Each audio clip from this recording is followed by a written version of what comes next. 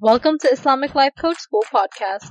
Apply tools that you learn in this podcast and your life will be unrecognizably successful. Now your host, Dr. Kamal Akhtar. Hello everyone. Peace and blessings be upon all of you. Today I'm going to be talking about the topic of energetics. And I've spoken about this before in the context of evil eye. And this is building up on that topic with the new concept of the good eye. What I want to emphasize today is that people meet your state before they meet you with your words. And this is a form of communication that happens between you and another human being before either of you say any words. We usually call this a vibe, an energy, a chemistry. It's much more at an intuitive level. And you know it in your body as just something about her. But we do not have a very precise everyday language for what is happening. And as always, I want to give you exactly that. I want you to be able to understand it better and produce it in your life. I'm going to be talking about the state. The state is what is happening inside of you that is already showing up outside of you, with or without your knowledge. Your face communicates it, your gaze, your timing, your posture, your tone, your attention, everything communicates it. And this state is the reason why your spiritual development cannot only be about learning with words and having more knowledge. At some point, what you know has to become who you are. Because the people closest to you especially are not primarily living with the information you give them. They're living with your state. And this is very prominent in the teachings of the Prophet, peace be upon him, where he conveyed to his companions not just information, but realities, character, presence through companionship. And there's something very profoundly Islamic about the idea of transformation that occurs in sohbah, in the right company. Communication that is happening at the embodiment level. This is the state of the heart, or your qalb. And language matters because learning happens with the level of the language.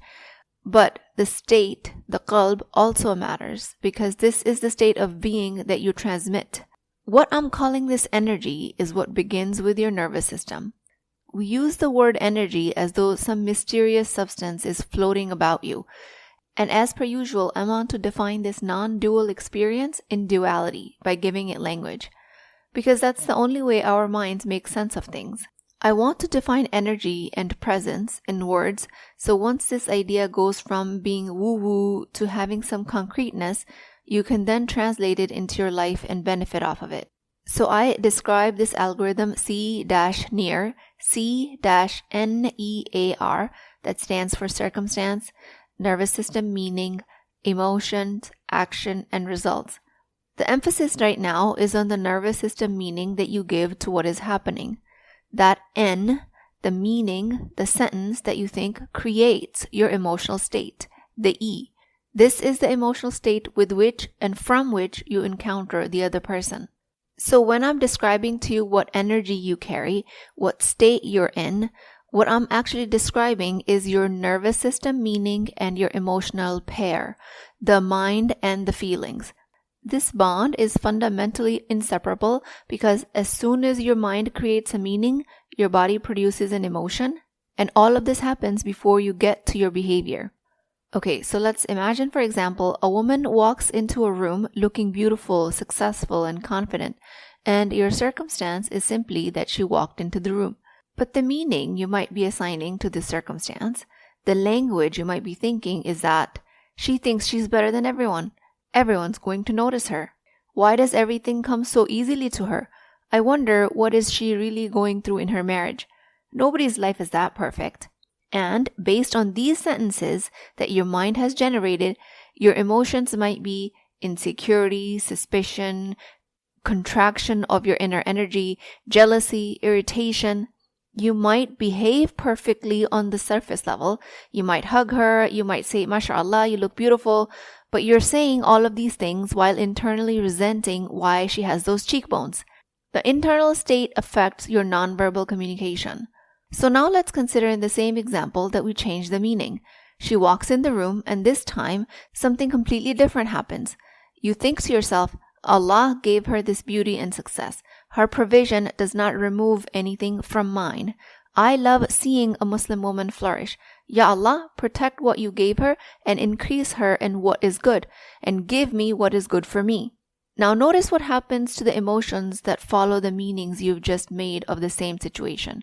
There's generosity, there's openness, there's genuine delight, there's admiration. And all of these emotions change your energy that you emit. The quality of your attention changes. This attractive, successful woman standing in front of you is going to be encountering the same physical person that is you, but she is no longer encountering the same state. And this is the thought and emotional pair. This is the qalb. This is the energy that you give off. This state is built in the heart. It is transmitted through you as an energy, as vibrations generated in your body, that is then picked up by other people's nervous systems. Like you're emitting some sort of a radio frequency and their antenna picks up on these frequencies. And before you or the other person acknowledge any of this with words, before you can recognize with language what is happening, before these radio waves are converted into sound or language, you are still picking up on this energy.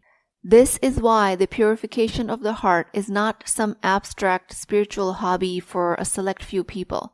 Purification of the heart, tazkiyat an-nafs, changes perception, what we experience the world through, and how the world experiences us. All of that is according to the state of the heart. If your lens is colored with resentment, you will continually discover evidence that people are disrespecting you, and your energy towards others will be of disrespect, which will prove your original belief to be true. If your lens is colored by envy, then other people's blessings are going to look like evidence of your deprivation, and that deprivation is going to come around full circle in your life. But when that lens becomes cleaner, your energy level becomes of a higher caliber, and you start interacting with the world at a whole new level. You begin to see another woman's success without turning it into commentary about yourself. If you see your husband making a mistake, you don't instantly decide what it says about his entire character. The purification of the heart changes the meanings you generate, and those meanings change the emotions with which you meet your life. And that, of course, changes the energy that you emit into the world. And this changes the way people interact with you. How are you going to raise that energy level? How are you going to refine the meaning that you're making about the world? And that comes through with the pyramid of intentions. Think of it as a pyramid, kind of like the food pyramid. At the basic foundation are intentions about you. In the middle are the intentions about other people, including the global majority, like the community or the world or the ummah. And then at the top of the pyramid is Allah subhanahu wa ta'ala. Putting Allah at the top of the pyramid of intentions. And that is because once something else occupies the top, every level underneath is going to become distorted. So at the foundational level, you might be trying to improve your intentions as they are related to you. You might be asking questions like, how do I want her to perceive me? How do I want to be perceived? How do I make sure I'm protected? I'm respected? How do I make sure that my child knows to follow the religion? How do I become a good Muslimah, a good mother, a good wife, a good professional? And as you can see, there's nothing wrong with this level of intentions. It's just that this is rooted around you. And this is the level of identity work that you need to do sometimes because you are living in this world. As we move higher in the pyramid of intentions to the second level, we go up a notch. We start asking different questions like, how do I want to serve others in this world? How can I be more generous, more receptive, more courageous? How do I emit a character that helps others? How do I tell the truth without being cruel towards others? How do I remain loving and respectful and don't abandon my own boundaries? The second level of pyramid of intentions has every language has to do with other people. Now the third and the topmost tier of the intentions has to do with Allah subhanahu wa ta'ala and how your intentions are related to Him. And again, we're doing all of this because we want to elevate ourselves. We want to elevate our energy that we're operating in the world from. And this is one of the most concrete methods that I can teach you to be able to do that. Now, at the topmost level of intentions, your energy reorganizes. You ask questions like, Ya Allah, how do I want to stand before you during this interaction? What would sincerity for your sake look like? What would mercy for your sake look like? What would justice, what would beautiful character for the sake of Allah look like? How do I want to receive this woman, and how do I want to be received by this woman, because me and all of us belong to you? Now, the meaning your mind gives to the situation through the lens by centering Allah is a completely different level of vibration. That's going to bring such abundant emotions that it's going to become really hard for you to be constricted. It's going to be really hard for you to be in a low vibrational energy. When Allah subhanahu wa ta'ala is genuinely at the top of your intentions, the purification of the emotions follows seamlessly. And instead of desperation, you start to feel trust. Instead of competition, you feel generosity. This is an entirely different state that you carry with you in a room and into the world.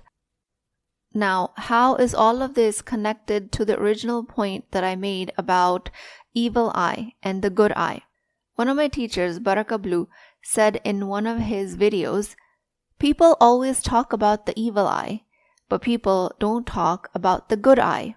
And I'm using the phrase good eye in a spiritual sense that is intended in this teaching, which is the possibility that the state of a purified heart becomes perceptible through another person's gaze and presence.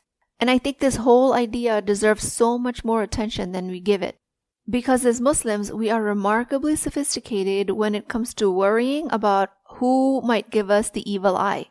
We know when to say mashallah, we know when to do adhkar. We know not to post the pictures of our vacation because we don't want to attract somebody else's evil eye, and we're constantly conducting this risk assessment, which are all good things. But I also want you to consider a much more profound question. What about the good eye of the people? What about the people that are carrying good energy towards you? And what about you becoming a person that's carrying good energy towards the world? The conversation about the good eye forces us to look at the other side of the coin, which is much more interesting. This good eye is the state and energy that you carry that transmits abundance from you to others and from others to you. These are, again, the radio waves that are of a very high caliber. It is being emitted from a person who can see something beautiful in your life and sincerely ask Allah to increase it. It is a mother who looks at her daughter and communicates without giving constant motivational speeches. She says, I see capacity in you. I trust what Allah has placed in you. Your mistakes do not frighten me into controlling you. It is the face of that spouse who tells you, I am not collecting your weaknesses for future litigation. It is a teacher that looks at a student and makes them feel very comfortable and peaceful. All of this happening because of high caliber energy vibrations. And this is the foundation of the good eye. And this good eye is not flattery. It is not you just needing a friend to tell you that you're amazing all day. That is not what it's about. Sometimes the person with the cleanest heart towards you will tell you something that you don't want to hear, that's uncomfortable for you. The difference is that her correction does not contain the secret satisfaction of seeing you being brought down a notch. And trust me, you can feel this distinction.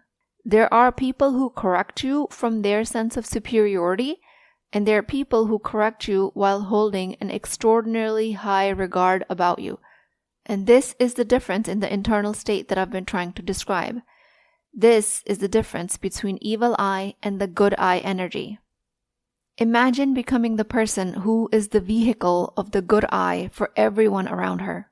The good eye travels between people. It travels through very ordinary pathways, which is a part of why we underestimate it.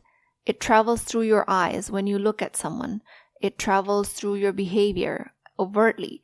Otherwise, very covertly and very commonly, it travels through your facial expressions when someone tells you good news or bad news.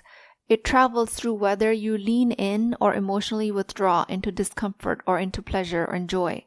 It travels through the warmth and the coldness that's carried into your voice, how quickly you interrupt, how much you're able to actively listen, whether you become curious or whether you become opinionated. whether you make space for the other person to finish her thought, or whether you remember what matters to her and what doesn't. If you encounter being around somebody with a high vibrational state, you will feel more dignified, more peaceful, more joyful, more courageous just after being with them. And the same needs to be true when other people are around you, that they can say the same things about them when they're around you. The good eye also travels through your expectations. Human beings are remarkably sensitive to what other people expect of them. If a child repeatedly encounters a mother's state of something is wrong, why did you do this? I have to fix it immediately. This child is going to experience something very different from a child who is encountering something different. A mother that is saying, I believe you can learn to handle this. I believe you can do difficult things, and I've got your back. It's possible that both of these mothers will hold identical vocabulary, but they're going to be giving off completely different energies. The good eye also travels through dua, which is one of its purest forms. You ask Allah subhanahu wa ta'ala for the other person to be successful. There's no need for performance here. There's no requirement of reciprocity. You just do it because you genuinely want blessings in their life. You turn towards Allah subhanahu wa ta'ala and ask Him to protect them and increase barakah in their life. This is you training your heart. This is you elevating your own energy. So when you fear the evil eye, ask Allah subhanahu wa ta'ala for the good eye as well. And the next time you're afraid of the evil eye, I want you to experiment with a completely different response from you. Take the Islamic protections seriously. Make dua, do your adhkar, say masha'Allah, seek refuge in Allah, and don't unnecessarily flaunt your blessings if you don't want to. But then, instead of allowing your mind to spend hours scanning the world for people who might secretly resent you, elevate your own energy into what you would want to see the world respond to you with. Pray for the good eye. Give off the energy of the good eye. Make du'as like, Ya Allah, protect me from harmful gaze and surround me with people whose hearts have sincerity and goodness for me. Every time you fear the evil eye, ask Allah for the companionship of the good eye, and then become it. Because the irony is that the antidote to living terrified of everybody else's internal state is not in pretending that harmful states do not exist. The antidote is in becoming so intentional about your own heart, so grounded in Allah's protection and provision, so discerning in the company that you keep, that you stop constructing fear around evil eye. From that place, you're going to choose people whose states are generous towards you. And this is going to change how you think about choosing relationships. Choose people who can celebrate you. Choose people that makes it easier for you to celebrate them. Choose people that are very skillful in finding blessings in everything. Choose people who will give you sincere nasiha and leave your dignity intact. From now on, notice how you feel after spending time with someone. And not in a simplistic sense that anyone who challenges you has bad energy, because that will become another sophisticated way of you avoiding growth. Sometimes the person with the good eye will disturb you because she sees the version of you that you can become. She sees the excuses that are trying to protect you from the person you're becoming. So the high vibrational person is not always going to make you comfortable. The question's going to be, what does her heart appear to intend for me? Does she want goodness for me? Does she want growth for me? Does she hold du'as in her heart for me? And can I reciprocate all of this for her? These are very, very different criteria for friendships and relationships. And also, of course, before you look at others, answer to yourself, what energy are you carrying into the lives of other people? Your state begins in the meanings you create. Those meanings shape the emotions you live from. And the emotions will eventually become your presence, your tone, your gaze, the experience that people have of you. So protect yourself from the evil eye, absolutely, but do not spend your life consumed by it. Purify your own heart. Put Allah at the top of your intentions. Choose the highest possible meanings about yourself, about others. Choose to believe the highest meaning of good that Allah has written for you. And let those meanings create a state that carries mercy, generosity, khair. Surround yourself with people who do the same for you, because you cannot control every eye that looks at you, but you can decide what you leave behind. And you can become the kind of person whose presence leaves people better than you found them. With that, I pray to Allah subhanahu wa ta'ala, O Allah, purify our hearts and our intentions. Protect us from every harmful gaze that surrounds us. Make us the people of sincerity who want goodness for themselves and goodness for others. Allow people in our lives that want sincerity and generosity towards us. Ya Allah, allow us to keep you at the highest level of our intentions and make our presence a source of khair and safety for others. Ameen Ya Rabbul Alameen. Please keep me in your du'as. I will talk to you guys next time. I am truly honored that you are here in my circle. And if you or someone you know is raising a child on the autism spectrum, I want to personally invite you to join my program, the Ummi Collective. This is a weekly coaching program for Muslim mothers where I help you build the skills to raise independent and successful neurodivergent children, while also supporting you as a woman in the process. If you're struggling right now, but deep down you know that your child has incredible potential, and you want to support that potential the best way possible, this program is exactly for you. Use the link in the show notes to apply for the program at a discounted price. I would be honored to welcome you inside the Ummi Collective.